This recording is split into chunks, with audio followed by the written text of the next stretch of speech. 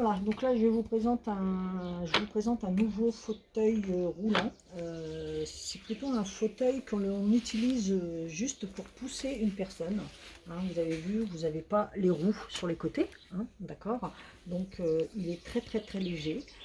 C'est exactement la même fonction qu'un le fauteuil roulant, hein, d'accord? Pour une personne qui ne peut pas se déplacer. Donc effectivement, vous avez euh, 4 roues, donc 2 roues pivotantes, hein, d'accord, mais à la place qu'elles soient grandes, vous avez 2 roues derrière avec des pneus durs pour pouvoir aller dehors et du tout terrain, on va dire. Donc voilà, vous avez 2 freins, hein, ici, que la personne peut utiliser elle-même si elle peut le faire. Bien souvent, ce genre de fauteuil, la personne ne peut pas se déplacer seule parce qu'elle n'a pas les grosses roues, donc c'est plutôt pour la personne qui pousse. Vous avez 2 freins au niveau du poignet, où quand vous appuyez sur les freins du poignet, mais le frein de la roue de derrière pour justement éviter qu'elle avance, qu'elle roule.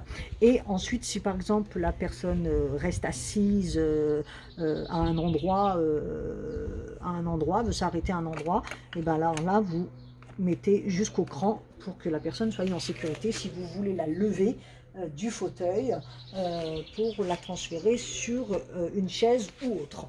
Donc voilà, donc là vous oubliez surtout pas de mettre les freins à chaque fois. Vous avez derrière ce fauteuil la ceinture de sécurité, hein, que vous pouvez attacher la personne, donc en la passant là comme ça de ce côté là, et vous attachez la personne si jamais la personne ne tient pas correctement assise. Vous attachez la ceinture de sécurité. Donc, voilà.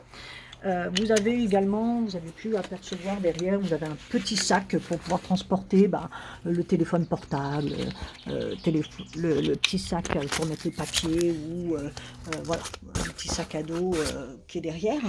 Vous avez également sur ce fauteuil deux petites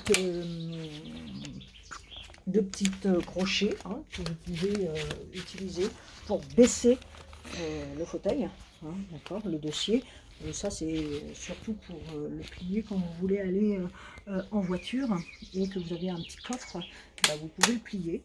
Et vous avez également donc 2 appuis, donc c'est juste des appuis-pieds pour faire basculer le fauteuil en arrière si vous voulez le faire monter sur un trottoir ou autre, il est accessible.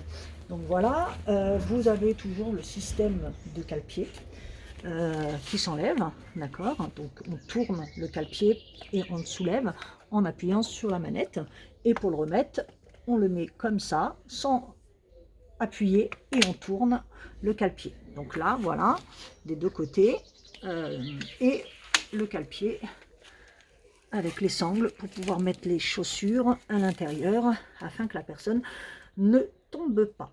Donc voilà, donc là vous avez un fauteuil différent de celui qu'on a vu en cours. Ce fauteuil se plie également, donc là vous avez 2 poignées, vous voyez, j'ai pas besoin de me baisser, d'enlever les roues.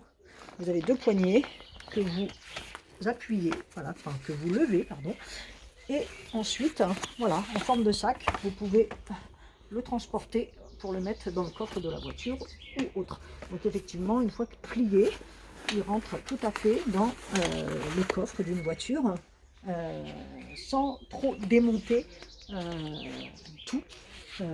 Donc voilà, donc là c'est un autre fauteuil que je vous présente aujourd'hui.